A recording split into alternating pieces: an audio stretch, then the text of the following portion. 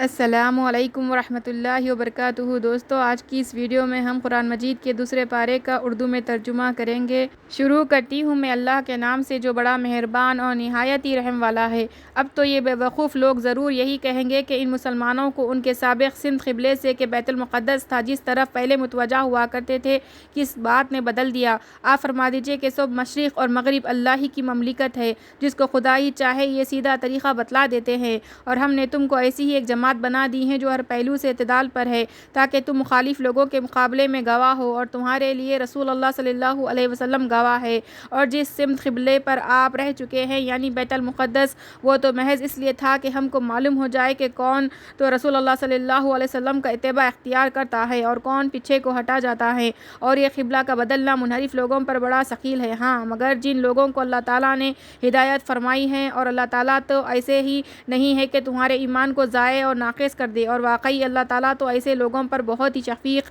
اور مہربان ہے۔ آپ کے منہ کا یہ بار بار آسمان کی طرف اٹھنا دیکھ رہے تھے، اس لیے ہم آپ کو اسی قبلے کی طرف متوجہ کر دیں گے جس کے لیے آپ کی مرضی ہے۔ لو پھر اپنا چہرہ نماز میں مسجد حرم کے کعبے کی طرف کیا کیجیے، اور تم سب لوگ جہاں کہیں بھی موجود ہو اپنے چہروں کو اسی مسجد حرم کی طرف کیا کرو۔ اور یہ اہل کتاب بھی یقیناً جانتے ہیں کہ یہ حکم بالکل ٹھیک ہے اور ان کے پروردگار ہی کی طرف سے ہے، اور اللہ تعالیٰ ان کی کارسازیوں سے بے خبر نہیں ہے۔ اور اگر آپ ان اہل کتاب کے سامنے تمام دنیا بھر کی دلیلیں پیش کر دیں، جب بھی یہ کبھی آپ کے قبلے کو قبول نہ کرے اور آپ بھی ان کے قبلے کو قبول نہیں کر سکتے، پھر موافقت کی کیا صورت؟ اور ان کا کوئی فریق بھی دوسرے فریق کے قبلے کو قبول نہیں کرتا، اور اگر آپ ان کے ان نفسانی خیالات کو اختیار کر لیں اور وہ بھی آپ کے پاس علم وحی آئے یہ پیچھے، تو یقیناً آپ نعوذ باللہ ظالموں میں شمار ہونے لگے۔ جن لوگوں کو ہم نے کتاب توریت انجیل دی ہے، وہ لوگ ان رسول اللہ صلی اللہ علیہ وسلم کو ایسا پہچانتے ہیں جیسا کہ اپنے بیٹوں کو پہچانتے ہیں، اور بعض ان میں سے امر واقعی کو باوجود کہ خوب جانتے ہیں مگر اخفا کرتے ہیں،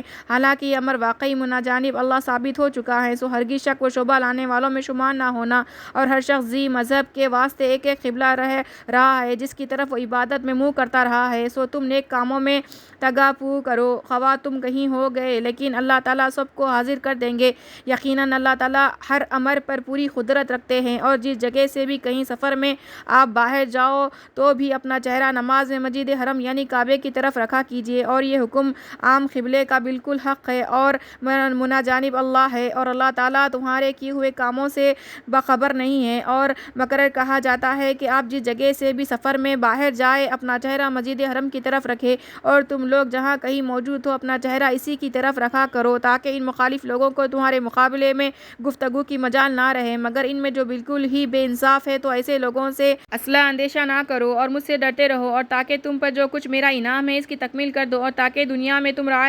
حق پر رہو۔ جس طرح تم لوگوں میں ہم نے ایک عظیم الشان رسول بھیجا، تم ہی میں سے جو ہماری آیات اور احکام پڑھ پڑھ کر تم کو سناتے ہیں اور جہالت سے تمہاری صفائی کرتے رہتے ہیں، اور تم کو کتاب الہی کی باتیں بتلاتے رہتے ہیں، اور تم کو ایسی مفید باتیں تعلیم کرتے رہتے ہیں جن کی تم کو خبر بھی نہ تھی۔ تو ان نعمتوں پر مجھ کو یاد کرو، میں تم کو عنایت سے یاد رکھوں گا، اور میری نعمت کی شکر گزاری کرو اور میری ناسپاسی مت کرو۔ اے ایمان والو، صبر اور نماز سے سہارا حاصل کرو۔ بلا شبہ حق تعالیٰ صبر کرنے والوں کے ساتھ رہتے ہیں اور نماز پڑھنے والوں کے ساتھ تو پہلے رہتے ہیں۔ اور جو لوگ اللہ کی راہ میں قتل کیے جاتے ہیں ان کی نسبت یوں بھی مت کہو کہ وہ معمولی مردوں کی طرح مردے ہیں، بلکہ وہ تو ایک ممتاز حیات کے ساتھ زندہ ہے، لیکن تم ان حواس سے اس حیات کا ادراک نہیں کر سکتے۔ اور دیکھو ہم تمہارا امتحان کریں گے کس قدر خوف سے اور فاقے سے اور مال سے اور جان سے اور پھلوں کی کمی سے، اور آپ ایسے صابرین کو بشارت سنا دیجئے جن کی عادت ہے کہ ان پر جب کوئی مصیبت پڑتی ہے تو وہ کہتے ہیں کہ ہم تو مائے مال و اولاد حقیقتاً اللہ تعالیٰ ہی کی مملکت ہے، اور ہم سب دنیا سے اللہ تعالیٰ کے پاس جانے والے ہیں۔ ان لوگوں پر جدا جدا خاص خاص رحمتیں بھی ان کے پروردگار کی طرف سے ہوں گی، اور سب پر بلا اشتراک عام رحمت بھی ہوگی۔ یہی لوگ ہیں جن کی حقیقت حال تک رسائی ہوگی۔ تحقیقاً صفا اور مروہ من جملہ یادگار دین خداوندی ہے۔ سو جو شخص حج کرے بیت اللہ کا یا اس کا عمرہ کرے، اس پر ذرا بھی گناہ نہیں ان دونوں کے درمیان آمد و رفت کرنے میں جس کا نام صحیح ہے۔ اور جو شخص خوشی سے کوئی امر خیر کرے تو حق تعالیٰ اس کی بڑی قدردانی کرتے ہیں اور اس کی نیت کو خوب جانتے ہیں۔ جو لوگ اخفا کرتے ہیں ان مضامین کا جن کو ہم نے نازل کیا ہے، جو کہ اپنی ذات میں واضح ہیں، اور دوسروں کو ہادی میں بعد اس کے کہ ہم ان کو کتاب الہی توریت و انجیل میں عام لوگوں پر ظاہر کر چکے ہیں، ایسے لوگوں پر اللہ تعالیٰ بھی لعنت فرماتے ہیں، اور دوسرے بہترے لعنت کرنے والے بھی ان پر لعنت بھیجتے ہیں۔ مگر جو لوگ توبہ توبہ کر لے اور اصلاح کر لے اور ان مضامین کو ظاہر کر دے تو ایسے لوگوں پر میں متوجہ ہو جاتا ہوں اور میری تو بکثرت عادت ہے توبہ قبول کر لینا اور مہربانی فرمانا۔ البتہ جو لوگ ان میں سے اسلام نہ لائے اور اسی حالت میں غیر اسلام پر مر جائے، ایسے لوگ پر وہ لعنت مذکورہ اللہ تعالیٰ کی اور فرشتوں کی اور آدمیوں کی بھی سب کی ایسے طور پر برسائے گی کہ وہ ہمیشہ ہمیشہ اسی لعنت میں رہیں گے، ان سے عذاب ہلکا نہ ہونے پائے گا اور نہ داخل ہونے کے قبل ان کو مہلت دی جائے گی۔ اور ایسا معبود جو تم سب کے معبود بننے کا مستحق ہے، وہ تو ایک ہی معبود حقیقی ہے، اس کے سوا کوئی عبادت کے لائق نہیں، وہی رحمان ہے اور رحیم ہے۔ بلا شبہ آسمانوں کے اور زمین کے بنانے میں ایک کے بعد دیگرے، رات اور دن کے آنے میں اور جہازوں میں جو کہ سمندروں میں چلتے ہیں آدمیوں کے نفع کی چیزیں اور اسباب لے کر، اور بارش کے پانی میں جس کو اللہ تعالیٰ نے آسمان سے برسایا، پھر اس سے زمین کو تر و تازہ کیا اس کے خشک ہوئے پیچھے، اور ہر قسم کے حیوانات اس میں پھیلا دیے، اور ہواؤں کے بدلنے میں اور ابر میں جو زمین و آسمان کے درمیان مقید اور معلق رہتا ہے، دلائل توحید کے موجود ہے ان لوگوں کے لیے جو عقل سلیم رکھتے ہیں۔ اور ایک آدمی وہ بھی ہے جو علاوہ خدائے تعالیٰ کے اوروں کو بھی شریک خدائی قرار دیتے ہیں، ان سے ایسی محبت رکھتے ہیں جیسی محبت اللہ سے رکھنا ضروری ہے، اور جو مومن ہیں ان کو اللہ تعالیٰ کے ساتھ قوت محبت ضروری ہے۔ اور کیا خوب ہوتا اگر یہ ظالم مشرکین جب دنیا میں کسی مصیبت کو دیکھتے تو اس کے وقوع میں غور کر کے سمجھ لیا کرتے کہ سب قوت حق تعالیٰ ہی کو ہے، اور یہ سمجھ لیا کرتے کہ اللہ تعالیٰ کا عذاب آخرت میں اور بھی سخت ہوگا، جبکہ وہ لوگ جن کے کہنے پر دوسرے چلتے تھے ان لوگوں سے صاف الگ ہو جائیں گے جو ان کے کہنے پر چلتے تھے، اور سب عذاب کا مشاہدہ کر لیں گے، اور باہم ان میں جو تعلقات تھے سو وقت سب قطع ہو جائیں گے۔ اور جب یہ تابع لوگ یوں کہنے لگیں گے کہ کس طرح ہم سب کو ذرا ایک دفعہ دنیا میں جانا مل جائے تو ہم بھی ان سے صاف الگ ہو جائیں جیسا یہ ہم سے اس وقت صاف الگ ہو بیٹھے تھے، اللہ تعالیٰ یوں ہی ان کی بدعمالیوں کو خالی ارمان کر کے ان کو دکھلا دیں گے اور ان کو دوزخ سے نکلنا بھی نصیب نہ ہوگا۔ اے لوگو، جو چیزیں زمین میں موجود ہیں ان میں سے شرعی حلال پاک چیزوں کو کھاؤ برتو اور شیطان کے قدم قدم پر مت چلو، فی الواقع وہ تمہارا سرعی دشمن ہے، وہ تو تم کو انہی باتوں کی تعلیم کرے گا جو کہ شرعاً بری اور گندی ہے، اور یہ بھی تعلیم کرے گا کہ اللہ تعالیٰ کے ذمے وہ باتیں لگاؤ جس کی تم سند بھی نہیں رکھتے۔ اور جب کوئی ان مشرک لوگوں سے کہتا ہے کہ اللہ تعالیٰ نے جو حکم بھیجا ہے اس پر چلو تو کہتے ہیں نہیں، بلکہ ہم تو اسی طریقے پر چلیں گے جس پر ہم نے اپنے باپ دادا کو پایا ہے۔ کیا اگرچہ ان کے باپ دادا دین کی نہ کچھ سمجھ رکھتے ہو نہ کسی آسمانی کتاب کی ہدایت رکھتے ہیں، اور ان کافروں کی کیفیت نہ فہمی اس جانوروں کی کیفیت کے مثل ہے کہ ایک شخص ہے وہ ایسے جانور کے پیچھے چلا رہا ہے جو بجز بلانے اور پکارنے کے کوئی بات نہیں سنتا، اسی طرح یہ کفار بہرے ہیں، گونگے ہیں، اندھے ہیں، سو سمجھتے کچھ نہیں۔ اے ایمان والو، جو شرع کی روح سے پاک چیزیں ہم نے تم کو مرحمت فرمائی ہے ان میں سے جو چاہو کھاؤ اور برتو اور حق تعالیٰ کی شکر گزاری کرو، اور اگر تم خاص ان کے ساتھ غلامی کا تعلق رکھتے ہو، اللہ تعالیٰ نے تو تم پر صرف حرام کیا ہے مردار کو اور خون کو جو بہتا ہو اور خنزیر کے گوشت کو، اسی طرح اس کے سب اجزاء کو بھی، اور ایسے جانور کو جو بقصد تقرب غیر اللہ کے نامست کر دیا گیا ہو۔ پھر بھی جو شخص بھوک سے بہت ہی بے تاب ہو جائے بشرطیکہ نہ تو طالب لذت ہو اور نہ قدرت حاجت سے تجاوز کرنے والا ہو تو اس شخص پر کچھ گناہ نہیں ہوتا۔ واقعی اللہ تعالیٰ ہے بڑے غفور و رحیم۔ اس میں کوئی شبہ نہیں کہ جو لوگ اللہ تعالیٰ کی بھیجی ہوئی کتاب کے مضامین کا اخفا کرتے ہیں اور اس کے موازے میں دنیا کے متاع خلیل و موصول کرتے ہیں، ایسے لوگ اور کچھ نہیں اپنے شکم میں آگ کے انگارے بھر رہے ہیں، اور اللہ تعالیٰ ان سے نہ تو قیامت میں لطف کے ساتھ کلام کریں گے اور نہ ان کا گناہ معاف کریں گے، ان کی صفائی کریں گے، ان کو سزائے دردناک ہوگی۔ ایسے لوگ ہیں جنہوں نے دنیا میں تو ہدایت چھوڑ کر ضلالت اختیار کی اور آخرت میں مغفرت چھوڑ کر عذاب سر پر لیا، سو دوزخ کے لیے کیسے با ہمت ہے۔ یہ ساری مذکورہ سزائیں ان کو اس وجہ سے ہیں کہ تعالیٰ نے اس کتاب کو ٹھیک ٹھیک بھیجا تھا، اور جو لوگ اسی کتاب میں بے راہی کرے وہ بڑی دور کے خلاف میں ہوں گے۔ کچھ سارا کمال اسی میں نہیں آ گیا کہ تم اپنا منہ مشرق کو کر لو یا مغرب کو، لیکن اصلی کمال تو یہ ہے کہ کوئی شخص اللہ تعالیٰ پر یقین رکھے اور قیامت کے دن پر اور فرشتوں پر اور سب کتابوں پر اور پیغمبروں پر اور مال دیتا ہو اللہ کی محبت میں، رشتہ داروں کو اور یتیموں کو اور محتاجوں کو اور بے خرچ مسافروں کو اور سوال کرنے والوں کو اور گردن چھڑانے میں اور نماز کی پابندی رکھتا ہو اور زکوٰۃ بھی ادا کرتا ہو، اور جو اشخاص اپنے عہدوں کو پورا کرنے والے ہو جب عہد کر لے اور وہ لوگ مستقل رہنے والے ہو تنگ دستی میں اور بیماری میں اور قتال میں، یہ لوگ ہیں جو سچے کمال کے ساتھ موصوف ہے، اور یہی لوگ ہیں جو سچے متقی کہے جا سکتے ہیں۔ اے ایمان والو، تم پر قانوناً قصاص فرض کیا جاتا ہے، مقتولین قبل عمدہ کے بارے میں، آزاد آدمی کے عوض میں، اور غلام کے عوض میں، اور عورت کے عوض میں، ہاں جس کو اس کے فریق کی طرف سے کچھ معافی ہو جائے مگر پوری نہ ہو تو مدعی کے ذمے مقطوع طور پر خون بہا کا مطالبہ کرنا اور قاتل کے ذمے خوبی کے ساتھ اس کے پاس پہنچا دینا ہے۔ یہ قانون دید و عفو تمہارے پروردگار کی طرف سے سزا میں تخفیف اور شاہانہ ترحم ہے۔ پھر جو شخص اس کے بعد تدی کا مرتکب ہو تو اس شخص کو بڑا دردناک عذاب ہوگا۔ اور اے فہیم لوگو، اس قانون قصاص میں تمہاری جانوں کا بڑا بچاؤ ہے۔ ہم امید کرتے ہیں کہ تم لوگ ایسے قانون امن کی خلاف ورزی کرنے سے پرہیز رکھو گے۔ تم پر فرض کیا جاتا ہے کہ جب کسی کو موت نزدیک معلوم ہونے لگے بشرطیکہ کا کچھ مال بھی ترکے میں چھوڑا ہو تو والدین اور اقارب کے موصول طور پر کے مجموعے ایک سال سے زیادہ نہ ہو کچھ بتلا دیجیے۔ اس کا نام وصیت ہے۔ جن کو خدا کا خوف ہے ان کے ذمے یہ ضروری ہے۔ پھر جو شخص اس وصیت کے سن لینے کے بعد اس کو تبدیل کرے گا تو اس کا گناہ انہی لوگوں کو ہوگا جو اس کو تبدیل کریں گے۔ اللہ تعالیٰ تو یقیناً سننے والے جاننے والے ہیں۔ ہاں جس شخص کو وصیت کرنے والے کی جانب سے کسی بے عنوانی کی یا کسی جرم کے ارتکاب کی تحقیق ہوئی ہو پھر یہ شخص ان میں باہم مصالحت کرا دے تو اس پر کوئی گناہ نہیں۔ واقعی اللہ تعالیٰ تو خود گناہوں کے معاف فرمانے والے ہیں اور گنہگاروں پر رحم کرنے والے ہیں۔ اے ایمان والو، تم پر روزہ فرض کیا گیا جس طرح تم سے پہلے امتوں کے لوگوں پر فرض کیا گیا تھا، اس توقع پر کہ تم روزے کی بدولت رفتہ رفتہ متقی بن جاؤ۔ تھوڑے دنوں روزہ رکھ لیا کرو، پھر اس میں بھی اتنی آسانی کہ جو شخص تم میں بیمار ہو جس میں روزہ رکھنا مشکل ہے یا مضر ہے، شرعی سفر میں ہو تو دوسرے ایام کا شمار کر کے ان میں روزہ رکھنا اس پر واجب ہے۔ اور جو لوگ روزے کی طاقت رکھتے ہو ان کے ذمہ فدیہ کہ وہ ایک غریب کا کھانا کھلا دینا یا دے دینا ہے۔ اور جو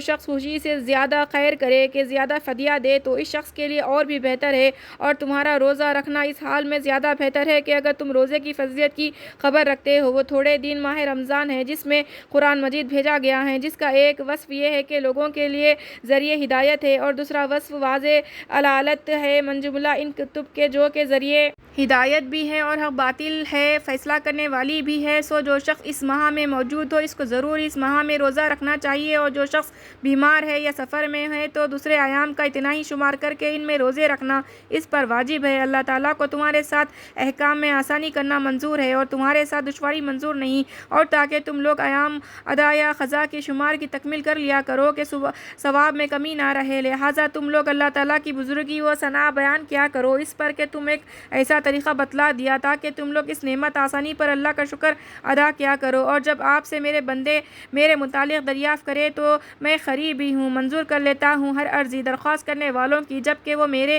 حضور میں درخواست دے۔ سو ان کو چاہیے کہ میرے احکام کو قبول کیا کرے اور مجھ پر یقین رکھے۔ امید ہے کہ وہ لوگ رشد فلاح حاصل کر سکیں گے۔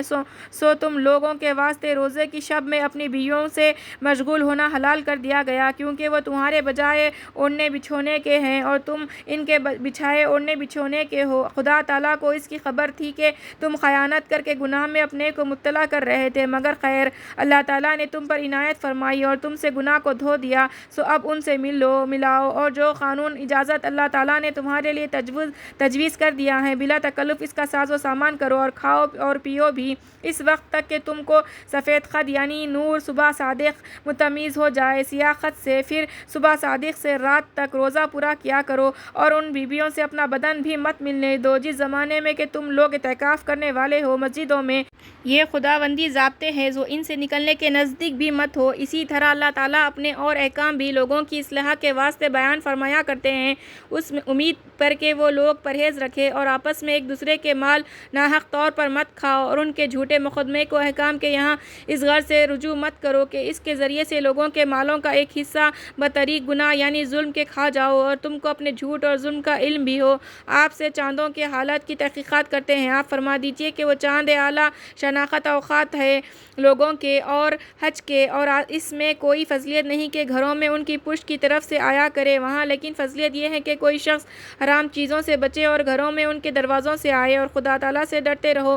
امید ہے کہ تم کامیاب ہو جاؤ اور بے تکلف تم لڑو اللہ کی راہ میں ان لوگوں کے ساتھ جو نقض عہد کر کے تمہارے ساتھ لڑنے لگے اور از خود حد معاہدہ سے نہ نکلو۔ واقعی اللہ تعالیٰ حد قانون شرعی سے نکلنے والوں کو پسند نہیں کرتے۔ ان کو قتل کرو جہاں ان کو پاؤ اور خواہ ان کو نکالو یا باہر کرو جہاں سے انہوں نے تم کو نکلنے پر مجبور کیا ہے، اور شرارت قتل سے بھی سخت تر ہے۔ اور ان کے ساتھ مسجد حرم کے قریب و نواح میں کہ حرم کہلاتا ہے قتال مت کرو جب تک کہ وہ لوگ وہاں تم سے خود نہ لڑے۔ ہاں اگر اگر وہ کفار خود ہی لڑنے کا سامان کرنے لگے تو تم بھی ان کو مارو، ایسے کافروں کی جو حرم میں لڑنے لگے ایسے ہی سزا ہے۔ پھر اگر وہ لوگ اپنے کفر سے باز آ جائے اور اسلام قبول کر لے تو اللہ تعالیٰ بخش دیں گے اور مہربانی فرما دیں گے، اور ان کے ساتھ اس حد تک لڑو کہ فساد عقیدہ شرک نہ رہے اور ان کا دین خالص اللہ ہی کا ہو جائے۔ اور اگر وہ لوگ کفر سے باز آ جائے تو سختی کسی پر نہیں ہوا کرتی بجز انصافی کرنے والوں کے۔ حرمت والا مہینہ ہے باوجود حرمت والے مہینے کے، اور یہ حرمتیں تو اوز معاوضے کی چیزیں ہیں، سو جو تم پر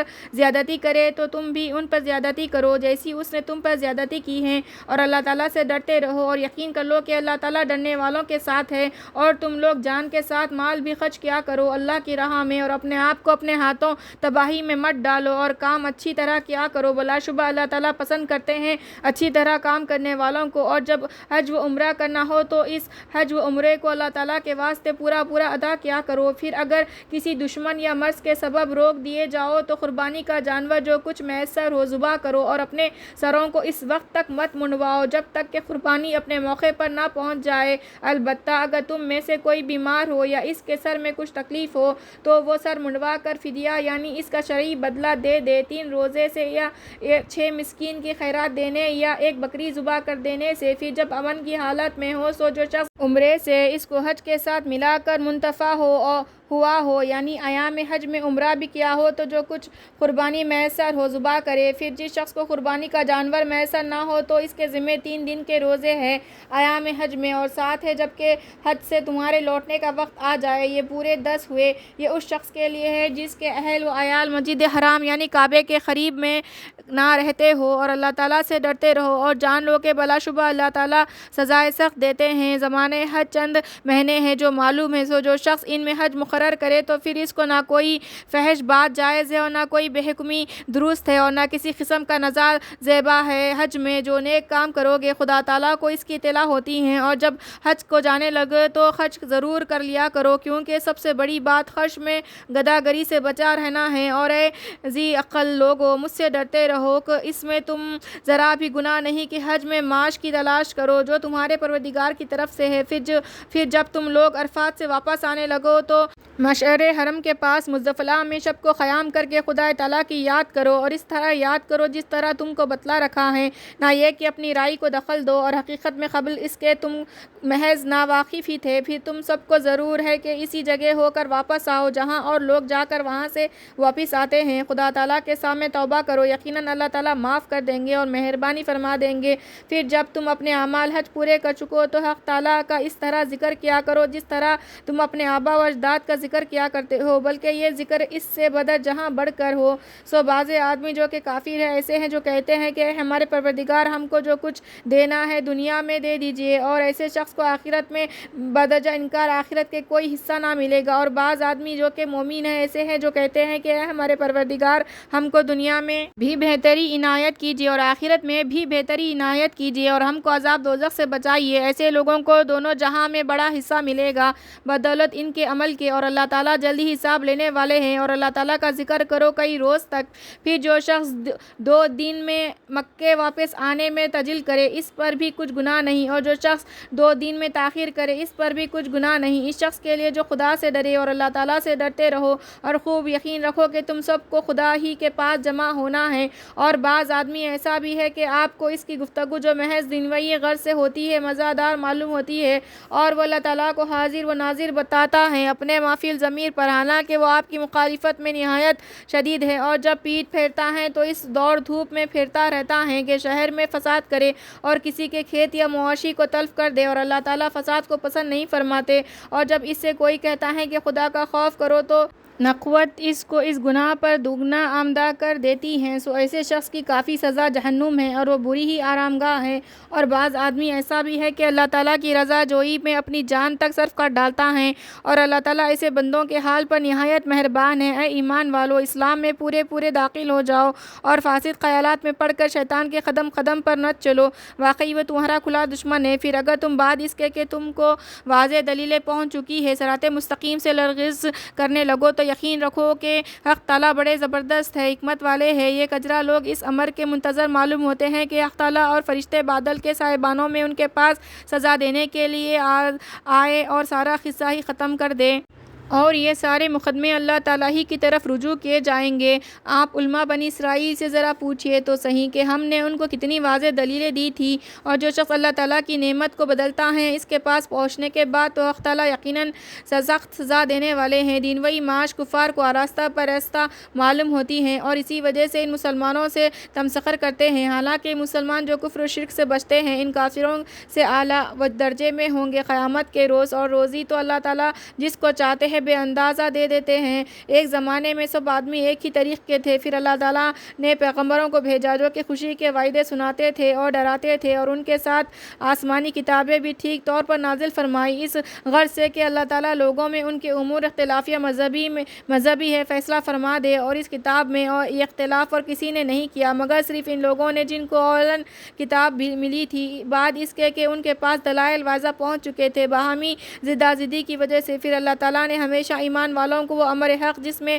مختلفین اختلاف کیا کرتے تھے بفضلہ تعالیٰ بتلا دیا، اور اللہ جس کو چاہتے ہیں اس کو راہ راست بتلا دیتے ہیں۔ دوسری بات سنو، کیا تمہارا یہ خیال ہے کہ جنت میں بے مشقت جانے لگو گے، حالانکہ تم کو حوضن اور مسلمان لوگوں کا سا کوئی عجیب واقعہ پیش نہیں آیا جو تم سے پہلے ہو گزرے ہیں؟ ان پر مخالفین کے سبب ایسی تنگی اور سختی واقع ہوئی اور مصائب سے ان کو یہاں تک جنبشیں ہوئی کہ اس زمانے کے پیغمبر تک اور جو ان کے ہمراہ اہل ایمان تھے بول اٹھے کہ اللہ کی امداد و مدد کب آئے گی۔ یاد رکھو بے شک اللہ تعالیٰ کی امداد بہت نزدیک ہے۔ لوگ آپ سے پوچھتے ہیں کہ کیا چیز خرچ کیا کرے، آپ فرما دیجئے کہ جو کچھ مال تم کو صرف کرنا ہو سو ماں باپ کا حق ہے اور قرابت داروں کا اور بے باپ کے بچوں کا اور محتاجوں کا اور مسافروں کا اور نیک کام کرنے والوں لوگوں کا، سو اللہ تعالیٰ کو اس کی خبر ہے جو اس پر ثواب دیں گے۔ جہاد کرنا تم پر فرض کیا گیا ہے اور وہ تم کو طبعاً گراں معلوم ہوتا ہے، اور یہ بات ممکن ہے کہ تم کسی امر کو گراں سمجھو اور وہ تمہارے حق میں خیر ہو، اور یہ بھی ممکن ہے کہ تم کسی امر کو مرغوب سمجھو اور وہ تمہارے حق میں باعث خرابی ہو، اور اللہ تعالیٰ جانتے ہیں اور تم پورا نہیں جانتے۔ لوگ آپ سے شہر حرم میں قتال کرنے کے متعلق سوال کرتے ہیں، آپ فرما دیجئے کہ اس میں خاص طور پر قتل کرنا یعنی عمدن جرم عظیم ہے، اور اللہ تعالیٰ کی راہ سے روک ٹوک کرنا اور اللہ تعالیٰ کے ساتھ کفر کرنا اور مسجد حرم یعنی کعبے کے ساتھ اور جو لوگ مسجد حرم کے اہل تھے ان کو اس سے خارج کر دینا جرم عظیم ہے اللہ تعالیٰ کے نزدیک، اور فتنہ پروازی کرنا اس قتل و خاص سے بدتر جہاں بڑھ کر ہے، اور یہ کفار تمہارے ساتھ ہمیشہ جنگ رکھیں گے اس غرض سے کہ اگر خدا نہ کرے قابو پائے تو تم کو تمہارے دین اسلام سے پھیر دے، اور جو شخص تم میں سے اپنے دین سے پھر جائے پھر کافر ہی ہو جانے کی حالت میں مر جائے تو ایسے لوگوں کے نیک اعمال دنیا اور آخرت میں سب غارت ہو جاتے ہیں، اور ایسے لوگ دوزخی ہوتے ہیں اور یہ لوگ دوزخ میں ہمیشہ رہیں گے۔ حقیقتاً جو لوگ ایمان لائے ہو اور جن لوگوں نے راہ خدا میں ترک وطن کیا ہو اور جہاد کیا ہو، ایسے لوگ تو رحمت خداوندی کے امیدوار ہوا کرتے ہیں، اور اللہ تعالیٰ اس غلطی کو معاف کر دیں گے اور تم پر رحمت کریں گے۔ لوگ آپ سے شراب اور خمار کی نسبت دریافت کرتے ہیں، آپ فرما دیجئے کہ ان دونوں کے استعمال میں گناہ کی بڑی باتیں ہیں اور لوگوں کو بعض فائدے بھی ہیں، اور وہ گناہ کی باتیں ان کے فائدوں سے زیادہ بڑی ہوئی ہیں، اور لوگ آپ سے دریافت کرتے ہیں کہ خیرات میں کتنا خرچ کیا کرے، آپ فرما دیجئے کہ جتنا آسان ہو۔ اللہ تعالیٰ اسی طرح احکام کو صاف بیان فرماتے ہیں تاکہ تم دنیا اور آخرت کے معاملات میں سوچ لیا کرو، اور لوگ آپ سے یتیم بچوں کا حکم پوچھتے ہیں، آپ فرما دیجئے کہ ان کی مصلحت کی رعایت رکھنا زیادہ بہتر ہے، اور اگر تم ان کے ساتھ خرچ شامل رکھو تو وہ تمہارے دینی بھائی ہیں، اور اللہ مصلحت کے ضائع کرنے والوں کو اور مصلحت کی رعایت رکھنے والوں کو الگ جانتے ہیں، اور اگر اللہ تعالیٰ چاہتے تو تم کو مصیبت میں ڈال دیتے، کیونکہ اللہ تعالیٰ زبردست ہے، حکمت والے ہیں۔ اور نکاح مت کرو کافر عورتوں کے ساتھ جب تک کہ وہ مسلمان نہ ہو جائے، اور مسلمان عورت چاہے لونڈی کیوں نہ ہو وہ 1000 درجہ بہتر ہے کافر عورت سے، گو تم کو اچھی ہی معلوم ہو، اور عورتوں کو کافر مردوں کے نکاح میں مت دو جب تک کہ وہ مسلمان نہ ہو جائے، اور مسلمان مرد غلام بہتر ہے کافر مرد کے، گو وہ تم کو اچھا ہی معلوم ہو، کیونکہ یہ لوگ دوزخ میں جانے کی تحریک دیتے ہیں اور اللہ تعالیٰ جنت اور مغفرت کی تحریک دیتے ہیں اپنے حکم سے، اور اللہ تعالیٰ اس واسطے آدمیوں کو اپنے احکام بتلا دیتے ہیں تاکہ وہ لوگ نصیحت پر عمل کرے، اور لوگ آپ سے حیض کا حکم پوچھتے ہیں، آپ فرما دیجئے کہ وہ گندی چیز ہے، تو حیض میں تم عورتوں سے علیحدہ رہا کرو، اور اور ان سے قربت مت کیا کرو جب تک کہ وہ پاک نہ ہو جائیں۔ پھر جب وہ اچھی طرح پاک ہو جائے تو ان کے پاس جاؤ جس جگہ سے تم کو اللہ تعالیٰ نے اجازت دی ہے، یعنی آگے سے۔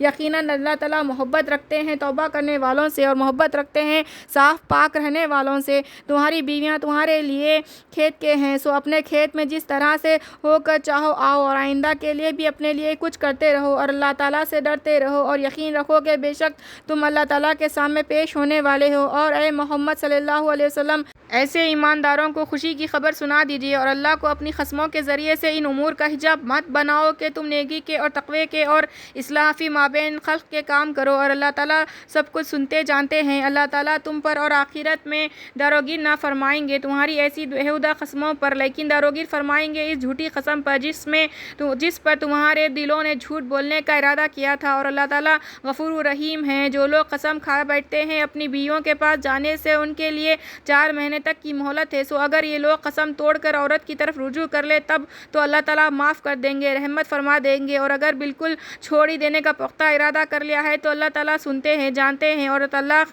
دی ہوئی عورتیں اپنے آپ کو نکاح سے روکے رکھے 3 حیض تک، اور ان عورتوں کو یہ بات حلال نہیں کہ وہ خدا تعالیٰ نے جو کچھ ان کے رحم میں پیدا کیا ہو، خواہ حمل یا حیض، اس کو پوشیدہ کرے۔ اگر وہ عورتیں اللہ تعالیٰ پر اور یوم قیامت پر یقین رکھتی ہیں،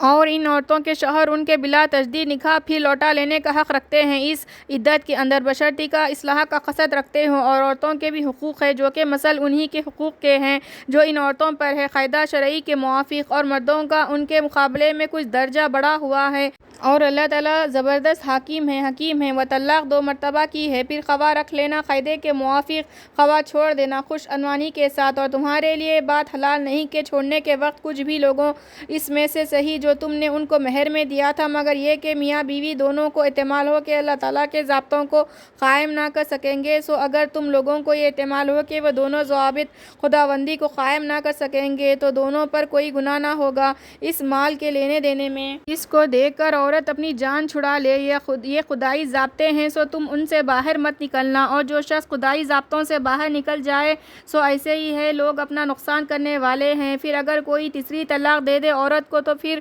وہ اس کے لیے حلال نہ رہے گی اس کے بعد، یہاں تک کہ وہ اس کے سوا ایک اور خاوند کے ساتھ عدت کے بعد نکاح کرے۔ پھر اگر یہ اس کو طلاق دے دے تو ان دونوں پر اس میں کچھ گناہ نہیں کہ بدستور پھر مل جائے، بشرطیکہ دونوں غالب گمان رکھتے ہو کہ آئندہ خداوندی ضابطوں کو قائم رکھیں گے، اور یہ خداوندی ضابطے ہیں حق تعالیٰ ان کو بیان فرماتے ہیں ایسے لوگوں کے لیے جو دانشمند ہے۔ اور جب تم نے عورتوں کو رجعی طلاق دے دی ہو، پھر وہ اپنی عدت گزرنے کے قریب پہنچ جائے تو یا تو تم ان کو قاعدے کے موافق رجعت کر کے نکاح میں رہنے دو، یا قاعدے کے موافق ان کو رہائی دو، اور ان کو تکلیف مت پہنچانے کی غرض سے مت روکو اس ارادے سے کہ ان پر ظلم کیا کرو، اور جو شخص ایسا برتاؤ کرے گا سو وہ اپنا ہی نقصان کرے گا، اور اللہ تعالیٰ کے احکام کو لہو لعب کی طرح بے وقت مت سمجھو، اور حق تعالیٰ کی جو نعمتیں تم پر ہیں ان کو یاد کرو، اور خصوصاً اس کتاب اور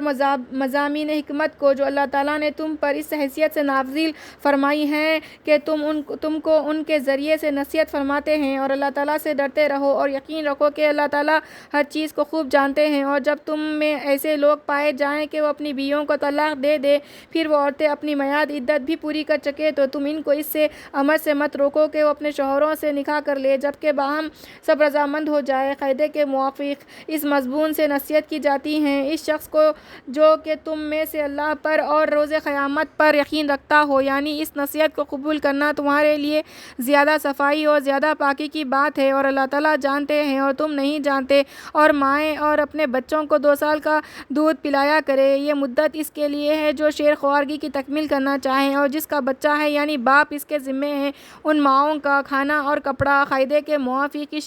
کسی شخص کو حکم نہیں دیا جاتا مگر اس کی برداشت کے موافق کسی ماں کو تکلیف نہ پہنچانا چاہیے اس کے بچے کی وجہ سے، اور نہ کسی باپ کو تکلیف دینی چاہیے اس کے بچے کی وجہ سے، اور مثل اس کے یعنی طریق مذکور کے اس کے ذمے ہے جو وارث ہے۔ پھر اگر دونوں دودھ چھڑانا چاہیں اپنی رضامندی اور مشورے سے تو دونوں پر کسی قسم کا گناہ نہیں، اور اگر تم اپنے بچوں کو کسی اور انا کا دودھ پلوانا چاہو تب بھی تم پر کوئی گناہ نہیں، جبکہ ان کے حوالے کر دو جو کچھ ان کو دینا کیا ہے قاعدے کے موافق، اور حق تعالیٰ سے ڈرتے رہو اور یقین رکھو کہ حق تعالیٰ تمہارے کیے ہوئے کاموں کو خوب دیکھ رہے ہیں۔ اور جو لوگ تم میں وفات پا جاتے ہیں اور بیویاں چھوڑ جاتے ہیں، وہ بیویاں اپنے آپ کو نکاح وغیرہ سے روکے رکھے 4 مہینے اور 10 دن، پھر جب اپنی میعاد عدت ختم کر لے تو تم کو کچھ گناہ نہ ہوگا ایسی بات میں کہ وہ عورتیں اپنی ذات کے لیے کچھ کارروائی نکاح کی کرے قاعدے کے موافق، اور اللہ تعالیٰ تمہارے افعال کی خبر رکھتے ہیں۔ اور تم پر کوئی گناہ نہیں ہوگا جو ان مسکرہ عورتوں کو پیغام نکاح دینے کے بارے میں کوئی بات اشارتاً کہو یا اپنے دل میں ارادہ نکاح کو پوشیدہ رکھو۔ اللہ تعالیٰ کو یہ بات معلوم ہے کہ تم ان عورتوں کو ضرور ذکر مذکور کرو گے، لیکن ان سے نکاح کا وعدہ گفتگو مت کرو مگر یہ کوئی بات قاعدے کے موافق کہو، اور تم تعلق نکاح کا فی الحال ارادہ بھی مت کرو یہاں تک کہ عدت مقررہ اپنی انتہا کو نہ پہنچ جائے، اور یقین رکھو اس کا اللہ تعالیٰ کو اطلاع ہے تمہارے دلوں کی بات کی، سو اللہ تعالیٰ سے ڈرتے رہا کرو، اور یقین رکھو اللہ تعالیٰ معاف بھی کرنے والے ہیں، حلیم بھی ہے۔ تم پر مہر کا کچھ مواخذہ نہیں کہ اگر بیویوں کو ایسی حالت میں طلاق دے دو کہ نہ ان کو تم نے ہاتھ لگایا ہے اور نہ ان کے لیے کچھ مہر مقرر کیا ہے، اور صرف ان کو ایک جوڑا دے دو۔ صاحب وسط کے ذمے اس کی حیثیت کے موافق ہے، اور تنگدست کے ذمے اس کی حیثیت کے موافق جوڑا دینا قاعدے کے موافق ہے، واجب ہے خوش معاملہ لوگوں پر۔ اور اگر تم ان بیویوں کو طلاق دے دو قبل اس کے کہ ان کو ہاتھ لگاؤ اور ان کے لیے کچھ مہر بھی مقرر کر چکے تھے تو جتنا مہر تم نے مقرر کیا ہو اس کا نفس واجب ہے، مگر یہ کہ وہ عورتیں اپنا نفس معاف کر دے، یا یہ کہ وہ شخص رعایت کر دے جس کے ہاتھ میں نکاح کا تعلق رکھنا اور توڑنا ہے، اور تمہارا معاف کر دینا بنسبت وصول کرنے کے تقویٰ ہے، زیادہ قریب ہے، اور آپس میں احسان کرنے سے غفلت نہ کرو، بلا شبہ اللہ تعالیٰ تمہارے سب کاموں کو خوب دیکھتے ہیں۔ محافظت کرو سب نمازوں کی، عموماً اور درمیان والی نماز کی خصوصاً، اور کھڑے ہوا کرو اللہ کے سامنے عاجز بنے ہوئے، پھر اگر تم کو اندیشہ ہو تو کھڑے کھڑے یا سواری پر چڑھے چڑھے پڑھ لیا کرو، پھر جب تم کو اطمینان ہو جائے تو تم خدائے تعالیٰ کی یاد اس طریقے سے کرو جو تم کو سکھلایا ہے جس کو تم نہ جانتے تھے، اور جو لوگ وفات پائے جاتے ہیں تم میں سے اور چھوڑ جاتے ہیں بیویوں کو وہ وصیت کر جایا کرے اپنی ان بیویوں کے واسطے 1 سال تک منتفع ہونے کی، اس طور پر کہ وہ گھر سے نکالی نہ جائے، ہاں اگر خود نکل جائے تو تم کو کوئی گناہ نہیں اس قاعدے کی بات میں جس کو وہ اپنے بارے میں کرے، اور اللہ تعالیٰ زبردست حکمت والے ہیں۔ اور سب طلاق دی ہوئی عورتوں کے لیے کچھ فائدہ پہنچانا قاعدے کے موافق مقرر ہوا ہے، ان پر جو شرک و کفر سے پرہیز کرتے ہیں۔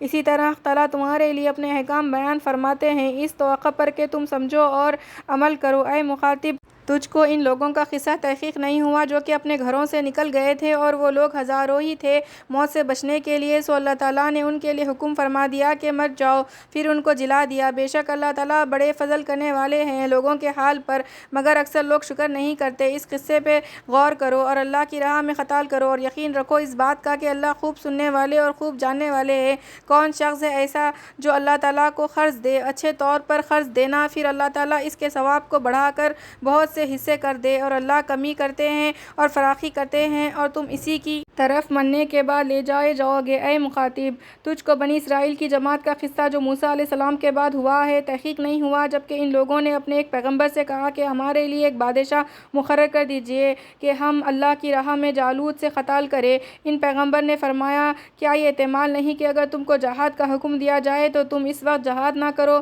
وہ لوگ کہنے لگے کہ ہمارے واسطے ایسا کون سا سبب ہوگا کہ ہم اللہ کی راہ میں جہاد نہ کریں، حالانکہ ہم اپنی بستیوں اور اپنے فرزندوں سے بھی جدا کر دیے گئے ہیں۔ پھر جب ان لوگوں کو جہاد کا حکم ہوا تو باستثناء ایک قلیل مقدار کے لیے باقی سب پھر گئے، اور اللہ تعالیٰ ظالموں کو خوب جانتے ہیں۔ اور ان لوگوں سے ان کے پیغمبر نے فرمایا کہ اللہ تعالیٰ نے تم پر طالوت کو بادشاہ مقرر فرمایا ہے۔ وہ کہنے لگے ان کو ہم پر حکمرانی کا کیسے حق حاصل ہو سکتا ہے، حالانکہ بنسبت ان کے ہم حکمرانی کے زیادہ مستحق ہے، اور ان کو تو کچھ مالی وسعت بھی نہیں دی گئی۔ ان پیغمبر نے جواب میں فرمایا کہ اول تو اللہ تعالیٰ نے تمہارے مقابلے میں ان کو منتخب فرمایا ہے، اور دوسرے علم اور جسامت میں ان کو زیادتی دی ہے، اور تیسرے اللہ تعالیٰ اپنا ملک جس کو چاہے دے دے، اور چوتھے اللہ تعالیٰ وسعت دینے والے جاننے والے ہیں۔ اور ان سے ان کے پیغمبر نے فرمایا کہ ان کے بادشاہ ہونے کی یہ علامت ہے کہ تمہارے پاس وہ صندوق آ جائے گا جس میں تسکین اور برکت کی چیز ہے تمہارے رب کی طرف سے، اور کچھ بچی ہوئی چیزیں ہیں جن کو حضرت موسیٰ علیہ السلام اور حضرت ہارون علیہ السلام کی اولاد چھوڑ گئی ہے۔